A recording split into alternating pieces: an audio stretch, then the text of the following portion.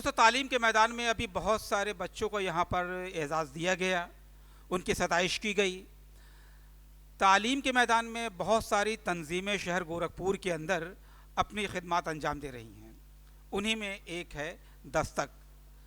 मैं ज़्यादा वक्त न लेते हुए बहुत ही अदब के साथ जनाब काजी कलीमुल हक साहब से गुजारिश कर रहा हूँ यहाँ पर आएँ और दस्तक के हवाले से और आज की इस महफिल के हवाले से अपने ख्यालात का इजहार करें।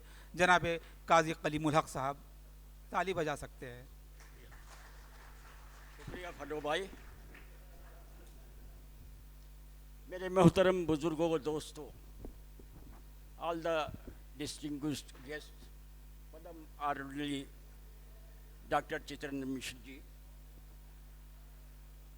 सबसे पहले तो gold friend association, the people with golden heart, क्योंकि मैं ये समझता हूँ कि यहीं पे हम एक इंसान होने के नाते और एक चौपाए जो सड़कों पे विचरण करते हैं डॉक्टर साहब, उसमें ये अंतर होता है कि वो अपने लिए नहीं सोचते, वो अपना पेट भर लेते हैं, वक्त पड़ने पे अपनी सुरक्षा कर लेते हैं, बच्चे पैदा कर लेते हैं।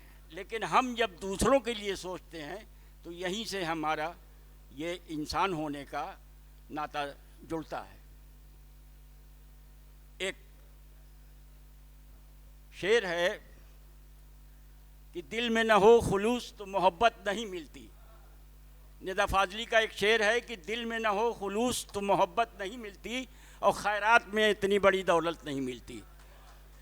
और कुछ लोग शहर में मुझसे यूं ही खफा हैं और अपनी भी हर एक से तबीयत नहीं मिलती। आज से 10 साल पहले हम लोगों ने सोचा कि जो बच्चे स्कूल कॉलेज से निकलते हैं उनके लिए एक कैरियर गाइडेंस सेंटर डाला जाए। लेकिन जब इस क्षेत्र में हम लोग उतरे तो देखा कि एजुकेशन की लाइन में अभी जैसे भाई साहब ने बताया कि जो बच्चे टैलेंटेड नहीं होते हैं, सब कोई तो एपीजे अब्दुल कलाम बनने के लायक नहीं होता है, जो बच्चे टैलेंटेड नहीं हैं उनको कुछ ऐसे डिप्लोमा कोर्सेज करा दिए जाएं। तो हम लोगों ने पूर्वांचल दस्तक की स्थापना की। उसमें ख़ासकर जो मार्जिनल कम्युनिटी के बच्चे थे, यानी जो इकनॉमिकली वीक बच्चे थे, उनको हम लोगों ने लिया। और आपकी दुआ से इस वक्त चूँकि भारत आईटी के क्षेत्र में काफ़ी आगे बढ़ा हुआ है, तो हर कोई बच्चा आईएएस पीसीएस बनने के लायक नहीं होता।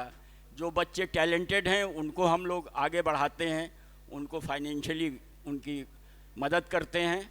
लेकिन आईटी के क्षेत्र में लगभग 200 से 250 बच्चे डॉक्टर साहब इस समय नौकरी कर रहे हैं हमारे वहाँ से कंप्यूटर कोर्स करके।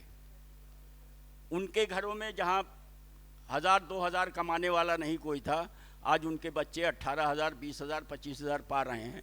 वो सिर्फ इसलिए कि कम से कम 2 वक्त की रोटी वो इज्जत से पा सकें। पूर्वांचल दस्तक का क़याम जब हुआ उस समय हम लोगों ने यही सोचा था कि कम से कम बच्चों को पढ़ाने के, एजुकेशन के क्षेत्र में आगे लाने के लिए हम लोग पूरा प्रयास करेंगे और उसमें किसी हद तक कामयाब भी हुए।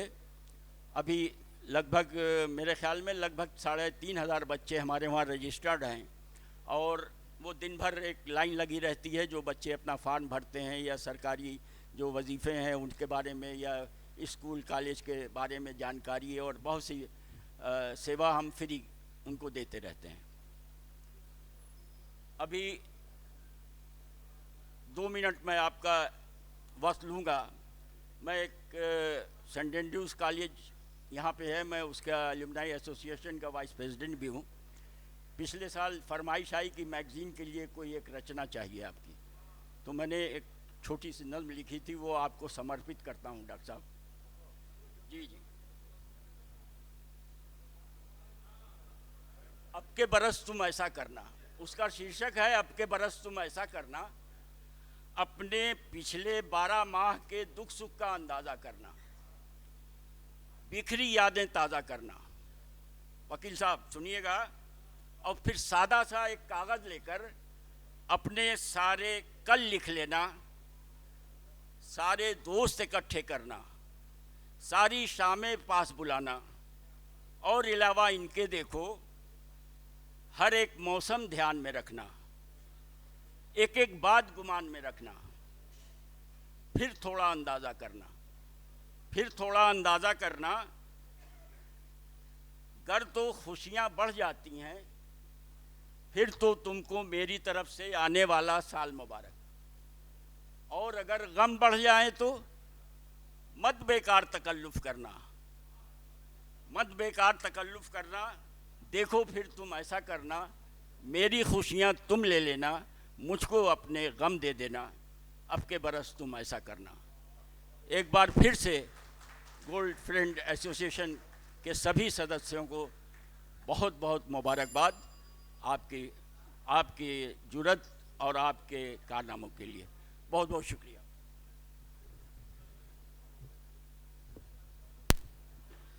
बहुत बहुत शुक्रिया जनाब काजी कलीमुल हक साहब। काजी भाई गुफ्तगू के साथ साथ जो है मज़ाहिया खाके भी बड़े अच्छे लिखते हैं। इनके बहुत सारे मज़ाहिया खाके ऑल इंडिया रेडियो से भी नशर हुए हैं।